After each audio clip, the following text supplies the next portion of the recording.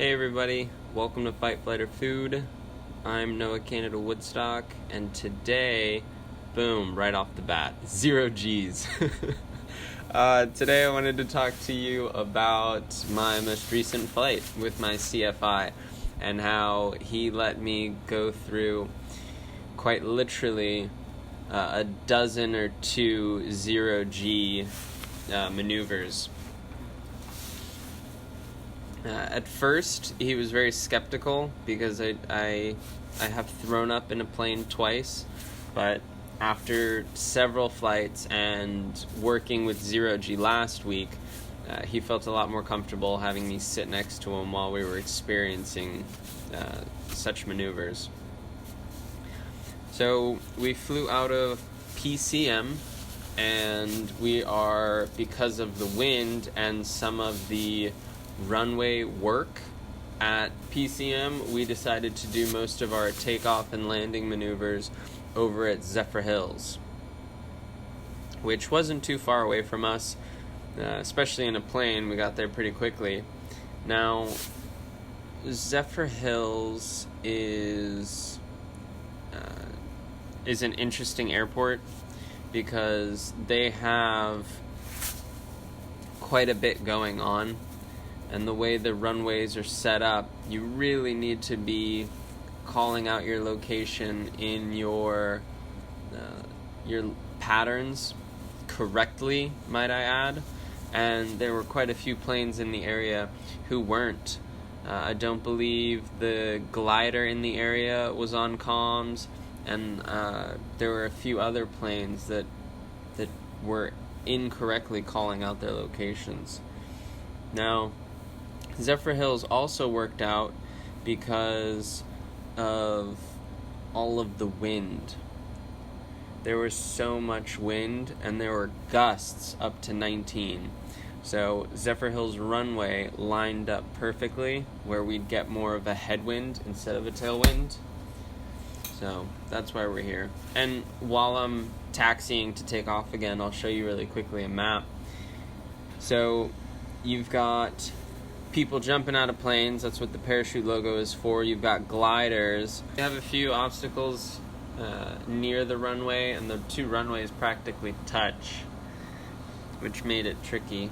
But more or less, we had a very safe, clean flight.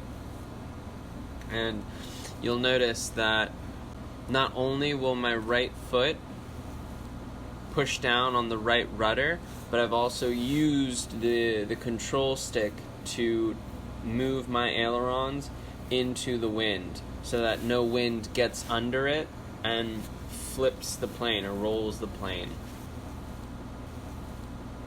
And slowly I'll start pulling back, and we'll take off. And we were constantly checking out the right side of our plane. There we did it again and again. And again, because these planes were taking off without clearing it with comms, and we just wanted to make sure that if there was a plane that we'd be able to safely move off. I believe I'm on the downwind because you can see the runway just off of the visor of my hat. And look at that. I wasn't having a hard time controlling the airplane, but I definitely needed to control the airplane. And unfortunately, I fell victim to white knuckling, which is where, as you can see, this is where I had to slip. And so the plane's off at an angle, and I'm using the rudder and the ailerons to decrease my altitude at a much faster rate than just on the glide slope. I was way too high because the wind pushed me on my downwind much further, so I kept altitude during my base and my final, which meant that I had to slip in order to land. Anyways, there I go again. Left aileron into the wind, and a smooth takeoff. So white knuckling, and you see my instructors mentioned it a couple times because I start to loosen up on the joystick, the control stick. But yeah, that was the problem. And he just mentioned it there, that when you're white knuckling, you can't make small corrections. Most of your corrections are going to be overcompensated because you're clenching your fist, which is activating your forearm and your bicep, which is going to mean your whole arm is moving the control versus just your wrist and your fingers. So, but again, I go right back to white knuckling, which is really unfortunate. And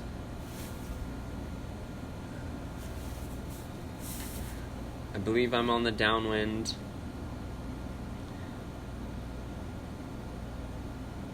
There was one time where we were on the downwind and we had called out our crosswind, our downwind, and somebody was above us on their downwind for the other runway, and it was just way too close for comfort.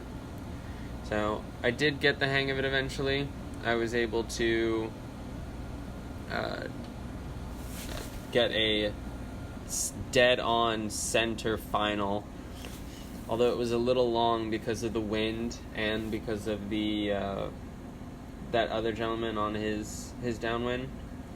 So my instructor decided to give me the signal for a go-around, and instead of putting flaps to take off, maintaining a center line, and then adding full power, I added full power, changed my flaps, and because I was out of that, my usual system, I ended up off center line, and I started to, not panic, but I did forget that my aileron needed to be into the wind, and I just briefly flashed the script, like how you should operate the control stick when you're faced with wind during taxi or takeoff, and it led for a rocky takeoff. That was definitely not my smoothest, and the wind was starting to get really bad,